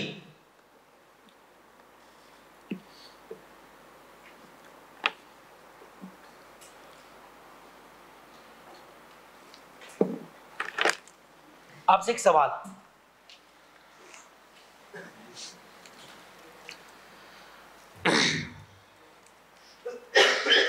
मुझे एक बात बताएं यार, मैं डायरेक्टर हूं, ठीक है? आप सारे मेरे एम्प्लॉइज हैं, मेरे कुछ शेयर होल्डर्स हैं जिन्होंने मुझे पैसा दिया है अपनी कंपनी को चलाने के लिए, ऐसा ही है? शेयर होल्डर्स के पैसों को मैं मैनेज कर रहा हूं, मैं मैनेजर हूं, मैं बोर्ड ऑफ डायरेक्टर हूं, एग्री करते हैं ना? ऐसा ही होता है। शेयर होल्डर्स ने पैसा दिया, उनके पैसों पर मैं कंपनी को क्या कर रहा हूं? मैनेज। जानी क्या कर रहा हूं मैं? मैनेज कर रहा हूं। किसके पैसों पे? शेयर होल्डर्स के। अब आप जरा सुने, जब मैं शेयर होल्डर्स के पैसों पे मैनेज कर रहा हूं, ये आए मेरे पास, मुझसे कहा सर मुझे लोन चाहिए। मैंने कहा कितने का? 1 लाख रुपए का। मैंने इनकी सैलरी वैली देखी, मैंने इनका लोन क्या कर दिया? अप्रूव। ये आया मेरे पास, बोला सर लोन चाहिए। मैंने कहा कितने का? बोला 2 लाख रुपए का। मैंने अप्रूव कर दिया। भाई, मेरा भाई बोला 5 लाख रुपए का लोन दो, अप्रूव कर दिया। 8 लाख रुपए का लोन दो, अप्रूव कर दिया। अब मैंने एक दिन सोचा, मैंने कहा यार तू सबके लोन अप्रूव कर रहा है, अपनी जिंदगी भी अच्छी कर लेना, एक साथ 8-10 बिलियन का लोन अप्रूव कर ले। जब सबके लोन अप्रूव कर रहे हो तो अपना भी लोन अप्रूव कर लो। नहीं समझे बात? भाई जब मेरे पास इतने इख्तियारात हैं कि मैं लोन अप्रूव कर सकता हूं, तो मैंने कहा जब दूसरों के लिए कर सकता है तो वही काम अपने लिए भी करना। भाई ये काम बोर्ड ऑफ डायरेक्टर्स अपने लिए कभी भी नहीं कर सकते। तो लिस्ट अब समझने की बात है, अब समझने की बात है। लिस्टेड कंपनी के डायरेक्टर्स अपना लोन अप्रूव खुद नहीं कर सकते, इनका लोन अप्रूव करता है एसईसीपी। समझे या नहीं? लिस्टेड कंपनी के डायरेक्टर्स का लोन अप्रूव कौन करता है? एसईसीपी अप्रूव करता है। लिस्टेड कंपनी के डायरेक्टर्स का लोन कौन अप्रूव करता है? एसईसीपी। शाबाश, लिखें।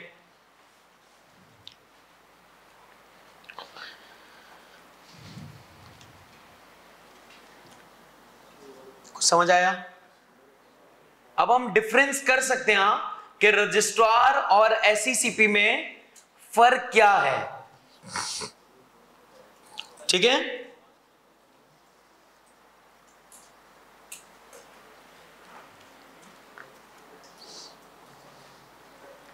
सर अच्छा, अब जरा सुनिएगा, एक बात सुनना।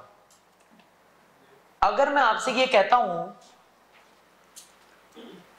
देखें जर्नल मीटिंग, अभी आपसे मीटिंग समझे, मीटिंग कॉल करनी है शेयर होल्डर्स की। शेयर होल्डर्स की मीटिंग कॉल कौन करता है? जो मैनेज कर रहा है। भाई अगर बोर्ड ऑफ डायरेक्टर्स कंपनी को मैनेज कर रहे हैं तो मीटिंग भी कौन बुलाएंगे? Board of directors. अगर सर डायरेक्टर्स शेयर होल्डर्स को मीटिंग के लिए ना बुलाएं और जरूरी हो मीटिंग को बुलाना, तो क्या एसईसीपी मीटिंग कॉल कर सकता है या नहीं कर सकता? शेयर होल्डर्स के लिए बिल्कुल कॉल कर सकता है, उनके बिहाफ पर।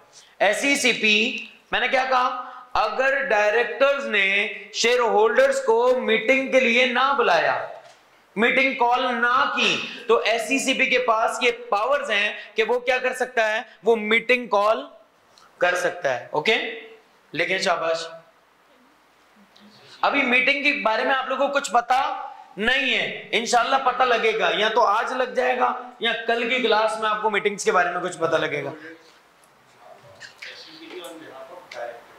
On behalf of for members के लिए कॉल करता है वो, मेंबर्स के लिए कॉल कर, क्योंकि डायरेक्टर्स ने तो कॉल की नहीं, डायरेक्टर्स तो छप्पड़ कर रहे थे उस मीटिंग को ना। हाँ, तो फिर हम मेंबर्स के लिए कॉल करते हैं। Very good sir, share holders ज्यादा होते हैं तो एसईसीपी कैसे कॉल कर सकता है? एसईसीपी के पास सारा डेटा होता है, नेम, नंबर्स, ईमेल्स, एड्रेसेस, सब कुछ होता है। यस और नो? अब आप ये सोच रहे होंगे कि ये आएगा कैसे? अब ये जिंदगी में थोड़ा सा आगे जाएंगे तो हमें पता लगते जाएगा। क्या चीज? देखें भाई, ये जो मीटिंग्स हैं ये एक्चुअली हैं लिस्टेड कंपनीज के लिए। ठीक है, ये वाली मीटिंग डन हो गया? अब जरा समझिएगा बात। क्या आपको रजिस्ट्रार में और एसईसीपी में अब डिफरेंस पता लग जाएगा, है ना? एक बार सिर्फ दोनों को ईमानदारी से आप रीड करें, आपको पता लग जाएगा, आपको याद हो गए हैं, दोनों के फंक्शंस याद हो गए।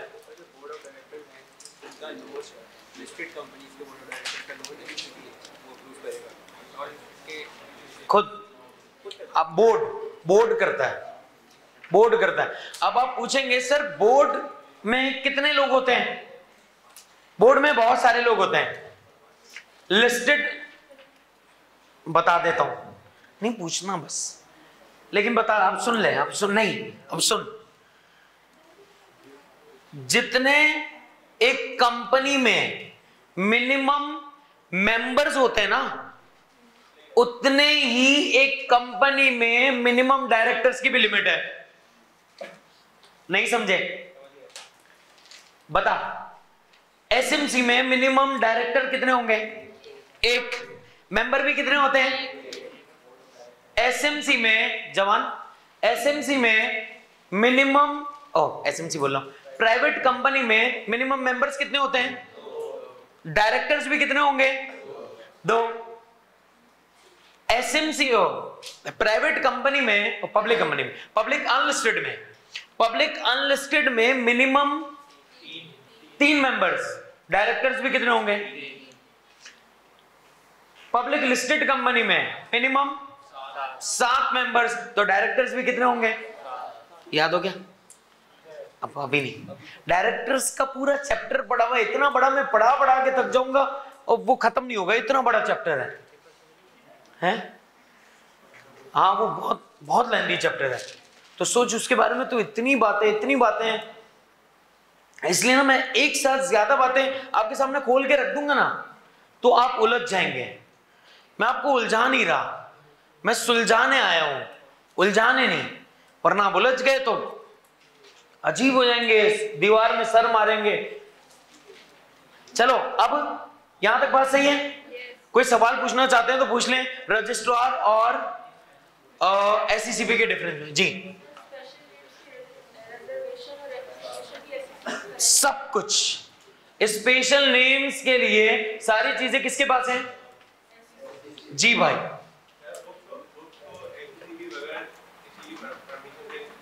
बिल्कुल पावरफुल है, सबसे पावरफुल है यार एसईसीपी। अब अपने पास एक्सटर्नल रेगुलेटर में क्या सर, मेरे बच्चे मुंह ऊपर, यहां देख लो यार, एक्सटर्नल रेगुलेटर्स में रजिस्ट्रार के बारे में पता लग गया, एसईसीपी के बारे में पता लग गया। अब बचा कौन? कोर्ट। सर क्या हम कोर्ट में जा सकते हैं? हम कौन? हम मतलब मेंबर्स, हमारा पैसा लगा हुआ है, शेयर होल्डर्स। क्या सर शेयर होल्डर्स कोर्ट में जा सकते हैं या नहीं जा सकते? जी सर जा सकते हैं। लिखें, कोर्ट की हेडिंग डालें, फिर मैं आपको बताता हूं कब कब जा सकते हैं, कितने टाइम के अंदर जा सकते हैं, कितने % लोगों का होना जरूरी है।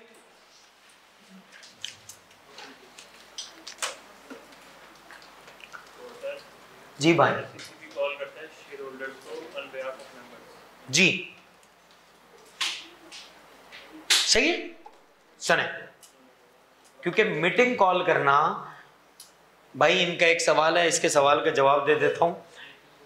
मीटिंग कॉल करना डायरेक्टर्स का काम है। किसका काम है? जब डायरेक्टर्स ये काम करने में नाकाम हो जाएंगे ना शेयर होल्डर्स के लिए, तो शेयर होल्डर्स एसईसीपी को कहेंगे कि सर ये मीटिंग कॉल करवा दें, तब एसईसीपी करता है ये काम। सही? क्या? Registered office close. हाँ, तो जानो इसमें कुछ बताया ही नहीं। हाँ, अभी कुछ नहीं बताया। मेमोरेंडम ऑफ एसोसिएशन में जाऊंगा, डुबकियां लगाएंगे आप अंदर। मेमोरेंडम ऑफ एसोसिएशन के अंदर इतनी इंफॉर्मेशन है, मैं अभी बता नहीं सकता कि मैं आपको सिर्फ कैसे बता रहा हूं हैवी हार्ट के साथ कि यार मैं सिर्फ ऐसे बोल रहा हूं ना, एमओ है, मुझे दुख हो रहा है क्योंकि मुझे ये है, बताओ यार इनको, लेकिन बता दूंगा, आप घर ही नहीं जाएंगे, आप बोलेंगे नहीं अगली बात भी बताओ, फिर अगली बात भी बताओ, आप यहीं रुक जाएंगे। आपको पढ़ने का बहुत शौक है ना, तो आप नहीं जाएंगे, आप बोलेंगे नहीं सर हमें यहीं बिठाओ, हम यहीं बैठे रहेंगे। तो मेरे भाई मैंने सिर्फ इतना बताया था, 1 मिनट जानू भाई मेरा, इसके बारे में मैंने आपको सिर्फ इतनी सी बात बताई थी रजिस्टर्ड ऑफिस क्लॉज के बारे में कि एक ऐसा रूल है कि जिसमें यह पता लगता है कि आपकी कंपनी का रजिस्टर्ड ऑफिस क्या है। अब आप पूछेंगे रजिस्टर्ड ऑफिस क्या होता है, आप इसको अभी के लिए हेड ऑफिस समझ लें कंपनी का, अभी के लिए। सर ये रजिस्टर्ड ऑफिस का काम क्या होता है, कॉरेस्पॉन्डेंस। कॉरेस्पॉन्डेंस मतलब कम्युनिकेशन। सर ये हमें क्या करना पड़ता है, ये हमें रजिस्ट्रार को बताना पड़ता है कि हमारा जो रजिस्टर्ड ऑफिस क्लॉज है वो सिंध में है और यहां पर है। एक मिनट अब सुन रजिस्टर्ड ऑफिस क्लॉज हमारा सिंध में यहां पर है। अब मैं इसको चेंज करवाना चाहता हूं। जब आप इसको चेंज करवाना चाहेंगे ना अपने रजिस्टर्ड ऑफिस क्लॉज को, तो फिर आपको एससीसीपी से परमिशन लेनी है।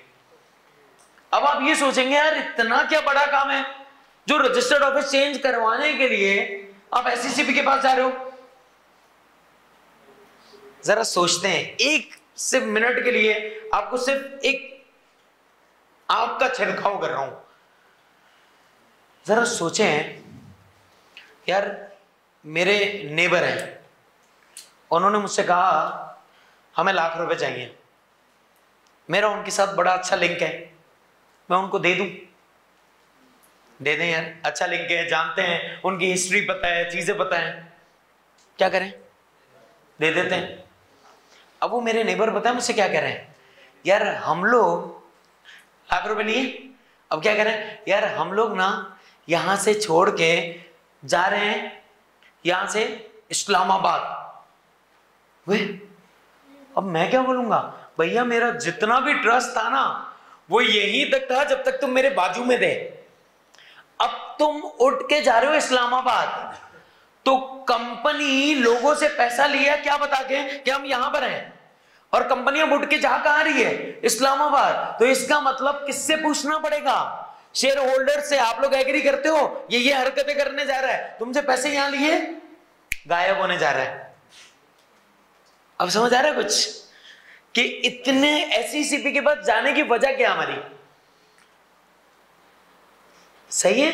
तो पैसा तुमने यहां पे लिया, काम अब तुम पहले तुमने बताया यहां का, हमने तुम्हें यहां के हिसाब से पैसा दिया है, अब तुम ये छोड़ के जा रहे हो, तो हम थोड़ा सा ना शेकी हो जाएंगे कि भैया लाख रुपए सोने वाले हैं। समझ आ रही है, इस वजह से मैं जा रहा हूं एससीसीपी के बाद। अब कुछ नहीं, अब नहीं पूछना। हाँ भाई,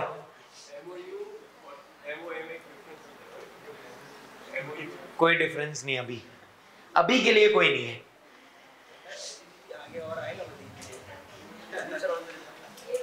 एससीसीपी मजीद डिटेल में नहीं आएगा, लेकिन एससीसीपी का यूजेज आपको बार बार दिखता जाएगा, सही है। डिफरेंस मैंने यहां आपको बता दिया है। आओ भाई सुनेंगे, आपने पहले के लेक्चर सुने 3, वो पहले वाले लेक्चर सुन के आओ। नहीं 3 नहीं हुई, 5, आज छठी है। इसको ना हमने 2 हिस्सों में डिवाइड किया है, मैं आपको समझा देता हूं हमने क्या किया है। ये एक्चुअली बिजनेस लॉ और कंपनी लॉ मिल गया आपका। हमने इसको बिजनेस लॉ और कंपनी लॉ की क्लासेस के लेक्चर्स अलग अलग कर दिए हैं। चौथा लेक्चर किसका है, कंपनी लॉ का, और 2 लेक्चर्स किसके हुए हैं, बिजनेस लॉ के। इस तरह हमने अलग अलग कर दिए, सही। चलो अब कोर्ट के बारे में। सर क्या मैं कोर्ट के पास जा सकता हूं अपने ग्रीवेंसेस को लेकर, अपनी शिकायत को लेकर? बिल्कुल जा सकता हूं। कौन जा सकता है? सर मेरे पास 1 शेयर है, कंपनी के 50 करोड़ शेयर्स में से मेरे पास 1 शेयर है, क्या मैं उठ के चले जाऊं? नहीं। फिर तो हर बंदा मुंह उठा के पहुंचा होगा कोर्ट में, बोला अब तेरी खैर नहीं, अब तेरी खैर नहीं। कंपनी बोलेगी यार ये टुच्चे टुच्चे आकर मुझे भरम करवा रहे हैं, कंपनी की हटनी चाहिए नहीं हटनी चाहिए। तो इसका मतलब कोई स्पेसिफिक लिमिट तो होनी चाहिए ना यार, कि इस लिमिट तक के लोग क्या कर सकते हैं, कोर्ट में जा सकते हैं। सर हर वो बंदा जिसके पास 10% वोटिंग पावर्स हैं, जिसके पास कंपनी के 10% शेयर्स हैं, या जिसके पास कंपनी के 10% वोटिंग पावर्स हैं, वो क्या कर सकते हैं, वो कोर्ट में जा सकते हैं। कितने लोग, जिसके पास 10% कंपनी के शेयर्स हैं या कंपनी की 10% की वोटिंग पावर्स हैं, वो कहां पे जा सकते हैं, कोर्ट में जा सकते हैं। क्यों जाएंगे, अपनी ग्रीवेंसेस के लिए, अपनी शिकायत के लिए। क्या ये जरूरी है एक बंदा हो या दो बंदे मिलकर भी कर सकते?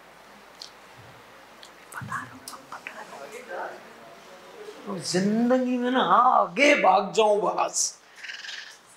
क्या सर जरूरी है ये बंदा एक हो या एक से ज्यादा भी हो सकते हैं?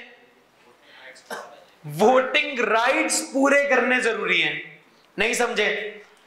इसके पास वोटिंग राइट्स हैं 1%, इसके पास वोटिंग राइट है 0.5%, इसके पास है 5%, इसके पास है 3%, इसके पास है 2%। क्या ये मिल के जा सकते हैं? ये मिल के भी जा सकते हैं। यानी कि इंडिविजुअली अगर आपके पास 10% और मोर वोटिंग पावर्स हैं, तब भी आप क्या कर सकते हैं, कोर्ट में जा सकते हैं। और अगर कलेक्टिवली आपके पास 10% और मोर वोटिंग पावर्स हैं, तब भी आप क्या कर सकते हैं, कोर्ट में जा सकते हैं।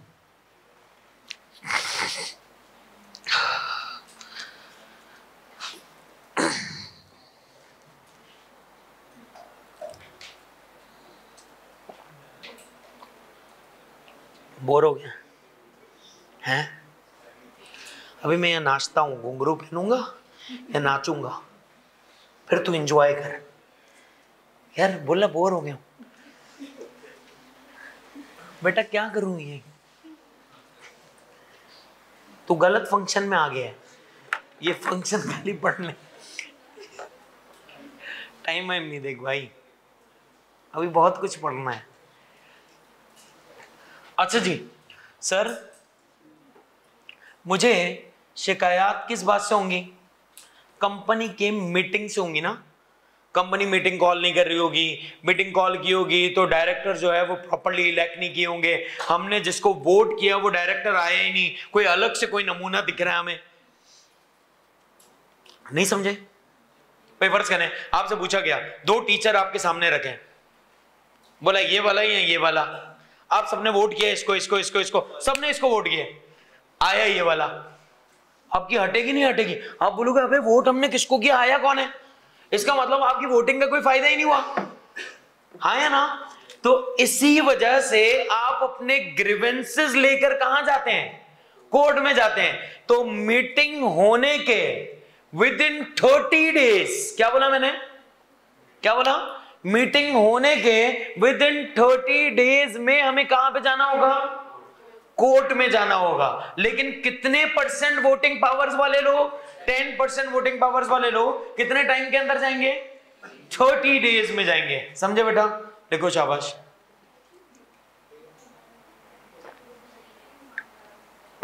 With in 30 days of meeting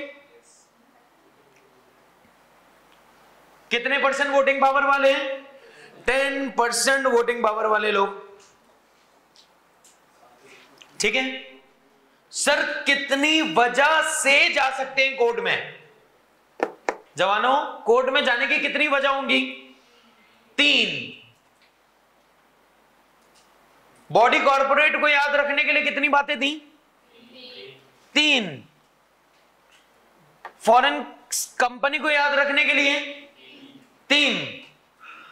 court की बातों को याद रखने के लिए 3 कौन सी? सबसे पहला सर इलेक्शन ऑफ डायरेक्टर्स में मसला हो गया है, इलेक्शन में हमने जिसको वोट किया वो आ ही नहीं रहा, कोई और उठ के आया है। तो इलेक्शन ऑफ डायरेक्टर्स में अगर धांधली हुई, फ्रॉड हुआ, तो हम कहां पे चले जाएंगे, कोर्ट में। पहला सर डायरेक्टर्स का इलेक्शन होता कहां पर है, मीटिंग के अंदर, कहां पे होगा? मीटिंग में, एजीएम में, एनुअल जर्नल मीटिंग के अंदर डायरेक्टर्स का इलेक्शन होगा। सर इलेक्शन या अपॉइंटमेंट? इलेक्शन। क्या बोला मैंने? इलेक्शन या अपॉइंटमेंट? इलेक्शन। इसका मतलब इलेक्शन में और अपॉइंटमेंट में फर्क होता है। अल्फाज का चुनाव आपका बहुत साफ होगा। कंपनी लॉ के अंदर अल्फाजों का बेहतरीन यूज हो रहा होगा। ऐसे नहीं जो मर्जी आई तेरा भाई बोल रहा है, ऐसे नहीं होगा। रिस्ट्रिक्शन बोलूंगा तो इसका मतलब कुछ और मतलब है, प्रोहिबिशन बोलूंगा इसका मतलब कुछ और मतलब है, अपॉइंटमेंट बोलूंगा मतलब कुछ और है, इलेक्शन बोलूंगा मतलब कुछ। इलेक्शन का मतलब क्या है? वोटिंग होगी। इलेक्शन में वोटिंग होती है। आपके मुल्क के अंदर क्या होते हैं? इलेक्शंस। नहीं, अब लीगल बात करते हैं। अच्छी बात है, तू कैमरे के सामने नहीं आ रहा तो तू कुछ भी बोल, मैं कैमरे के सामने हूं ना बेटा, मुझे तो वो बोलना है ना जो किताबें बोलनी है। हाँ, पता लगा तुम सेफ हो, उठ मैं रहा हूं। तो भैया जानी सुनना, हमारे मुल्क के अंदर भी क्या होते हैं? इलेक्शन। कंपनी के डायरेक्टर्स के लिए भी क्या होते हैं? इलेक्शन, यानी वोटिंग होती है। तो वोटिंग करता कौन होगा? शेयर होल्डर्स या मेंबर्स। वोटिंग कौन कर रहा है? शेयर होल्डर्स या मेंबर। तो अगर सर डायरेक्टर्स के इलेक्शन में इनको लग रहा है कोई मसला है तो ये कहां पे चले जाएंगे? कोर्ट में। कितने दिनों में? 30 दिनों के अंदर। और कितने % लोग? इंडिविजुअली 10% या कलेक्टिवली 10% हो? यस और नो? दूसरी बात, सर अगर शेयर होल्डर्स के राइट्स को वेरी कर दिया जाए, वेरी मींस चेंज, जब शेयर होल्डर्स के राइट्स को वेरी कर दिया जाएगा तब भी शेयर होल्डर कहां पे जा सकते हैं? कोर्ट में। अब शेयर होल्डर्स के राइट्स को वेरी क्या करना मतलब? शेयर होल्डर के राइट्स पता है आप लोगों को? शेयर होल्डर के पास क्या क्या राइट्स हैं? उसको डिविडेंड मिलता है, ये इसका राइट है। यस यस और नो? शेयर होल्डर को कैपिटल गेन मिलता है, इसका राइट है। एजीएम को अटेंड करता है, गिफ्ट कर सकता है, शेयर्स को गिफ्ट कर सकता है, वोटिंग राइट है। अगर हम उसके राइट्स को चेंज कर दें, उसकी हटेगी नहीं हटेगी? हटेगी ना। तो वो जब हट जाए तो वो कहां जा सकता है?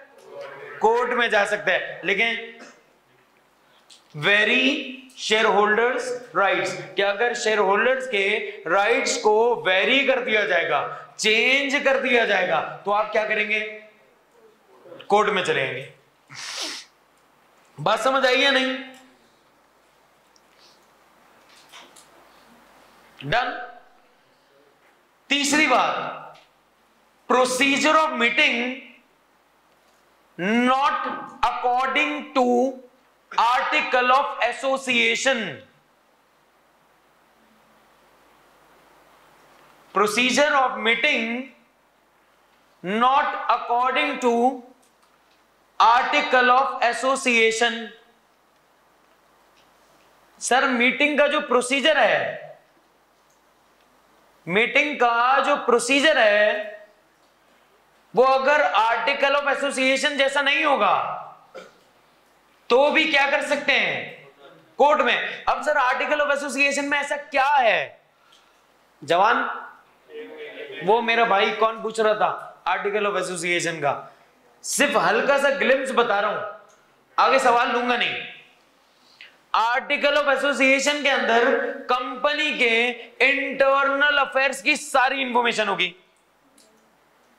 कंपनी के इंटरनल अफेयर्स की सारी इंफॉर्मेशन होगी। सर मीटिंग कंपनी के अंदर हो रही है ना, तो इसका मतलब कंपनी की मीटिंग कैसे होगी, कैसे प्रोसीड करेंगे, कहां पे लिखा हुआ होगा? आर्टिकल ऑफ एसोसिएशन में। और अगर हमने उस आर्टिकल ऑफ एसोसिएशन को फॉलो ना किया डायरेक्टर्स ने, तो शेयर होल्डर्स के पास ये राइट है कि वो कहां पे जा सकते हैं?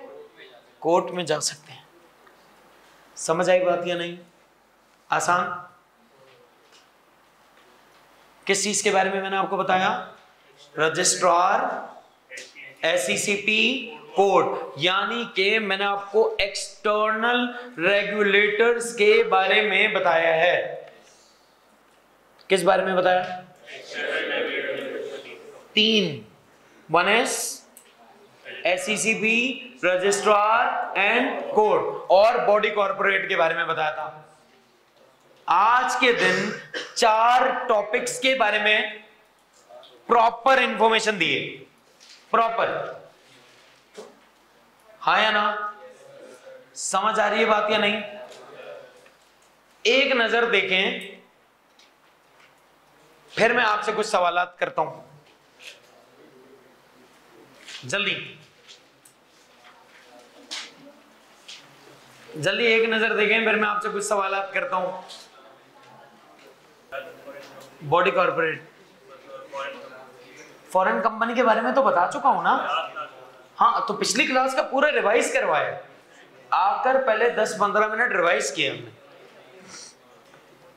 अच्छा भाई, प्लीज मेक श्योर करें आप सबके सब क्लास में 5 मिनट पहले आगे बैठ जाएं। आप रिवाइज करके आ जाएं क्लास में। क्यों? क्योंकि मैं 15 मिनट 10 मिनट आने के बाद रिवाइज करवाता हूं, तो वो अगर आपका रिवीजन चला गया तो बार बार आपको जो रिकॉल करवा रहा हूं वो एक बार निकल गया तो गई फिर कहानी। ठीक है?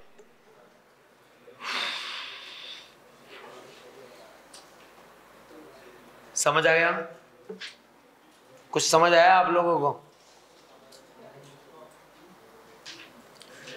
डन? मैं पूछूं या आप लोग पूछेंगे? मैं पूछ लूं? चलो जाओ, अल्लाह की मदद से। अल्हम्दुलिल्लाह, से अगेन अल्हम्दुलिल्लाह। स्टे ब्लेस्ड, अपना ख्याल रखें। इंशाल्लाह कल आप लोगों से मुलाकात करते हैं 3 बजे, अल्लाह की मदद।